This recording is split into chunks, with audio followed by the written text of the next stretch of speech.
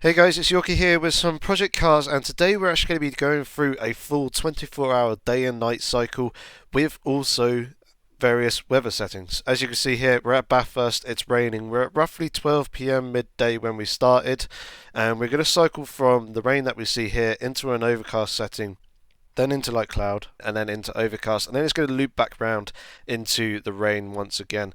I've got the time set to time 60, so it'll do a full 24-hour day and night cycle within 24 minutes, and I have also sped this up in editing to 3 times, so it's reduced the time down from 24 minutes down to just over 7 minutes, as you can see the video length there. But I think as well I actually cut the recording ever so slightly short. But yes, you'll see the transition from the various weather settings. As you can see here, it's raining a fair bit heavier than it is right now. It's transitioning very smoothly. It doesn't cut, it doesn't jump, it transitions between the weather settings. We're going from rain into overcast. So the rain has eased off. A lot of the surface water, or the shine of the surface, has disappeared, but we have still got some standing water on the track with the puddles there. But as obviously the track and air temperature is starting to go up a little bit, the basically the puddles are reducing in size, they're starting to disappear. Also, the sun is approaching from the right hand side of the screen as we're now starting to go into late afternoon and early evening. It's starting to shine through the clouds a little bit, and then it'll carry on into more the middle of the screen and setting off behind the pit building and the bottom of the mountain that you can see there in the background. So let's talk about the day and night cycle to start off with. Obviously, when you go into a session, you can set up what time of day you want to start that session at, and then you can choose the progression of time. So you can either have it off, so it'll stay at a fixed time. You can have it real time, so you can do a full 24-hour day and night cycle in full 24 hours real time if you really wanted to. You can then set it to 2 times, which is obviously you'll do a 24-hour day and night cycle in game in 12 hours real time. You then also got 5 times, 10 times, 15 times, 20 times, 25 times, 30 times, 40 times, 50 times, and 60 times settings as well.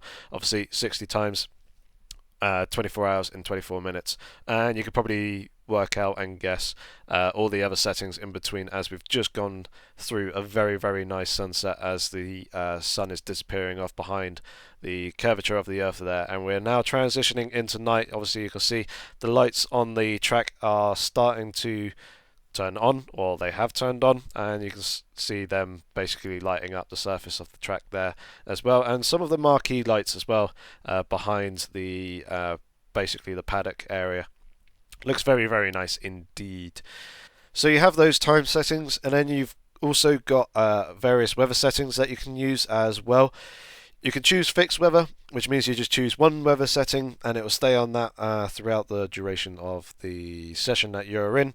You can also choose 2 weather settings, 3 weather settings, or 4 weather settings, and it will take an hour in, if you've got it set, the weather progression set to real time. It will take an hour to cycle between those.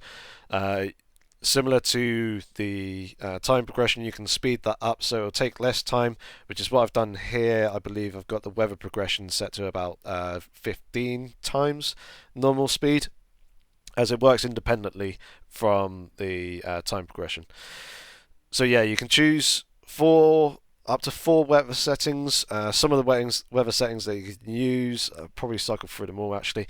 You've got clear, light cloud, medium cloud, heavy cloud, overcast, light rain, heavy rain, storm, thunderstorm, light fog, heavy fog, hazy, which is kind of like a heat haze sort of effect, light fog with rain, and heavy fog with rain. So you've got quite a few to choose from there, and it will cycle through those that you choose to run in your session. As we're now in the middle of the night, or it's starting to get a little bit lighter, we're kind of mid-morning, nighttime. We're actually starting to rain as well, and you should be able to see, hopefully, some of the raindrops on the surface of the camera. Hopefully you can see that. I know it is fairly dark at the moment, but you may also be able to see some of the shimmer of the lights reflecting on the surface of the track from the lights down the start-finish pitch straight there. Obviously the night is very dark and full of terrors. I can't believe I just said that. Yeah, it's very dark. A lot of cars do have headlights, so you'll need to use those. I would heavily advise against using a Formula A car at night. Well, because obviously Formula A cars don't have headlights, so it'll be very, very difficult to see. But yeah, it's a really, really nice effect for endurance racing. It's really, really cool. It's a fair bit different driving at night as well than it is driving during the day. But going back to the weather, and this is probably the most impressive setting that the game has, is you can choose real weather. And with that, if you set that setting and then you choose a day, you can recreate races from within the past. So if you really wanted to, you could choose a track Silverstone. You could choose a Silverstone race date for the Formula One, say a couple of years ago, let's say 2012, 2011. You choose the time that you start the session, so the race would have started at 1 p.m. You choose that, it will pull the weather data from that date on that year and implement it into the game. So you can recreate races from the past.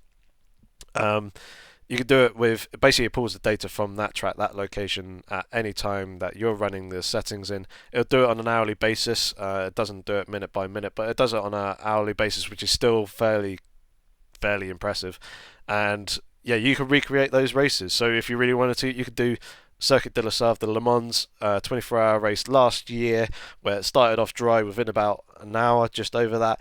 We had a massive torrential downpour, and then it went dry again, and then it went and then another massive torrential downpour. You can recreate that in this game on that circuit with those settings. It is seriously, seriously cool.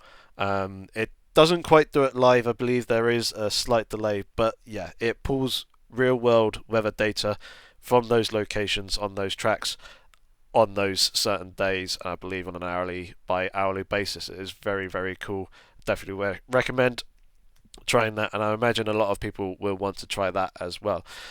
But yeah, hopefully you guys enjoyed seeing that cycle. There is a lot of stuff going on behind the scenes that you probably won't see, but you'll feel when you're actually driving the car, and that is like the temperatures going up and down. It affects the power output of the car, also heat management in terms of trying to keep the engine cool, and obviously the tire management as well, trying to keep tire temperatures and that sort of thing up.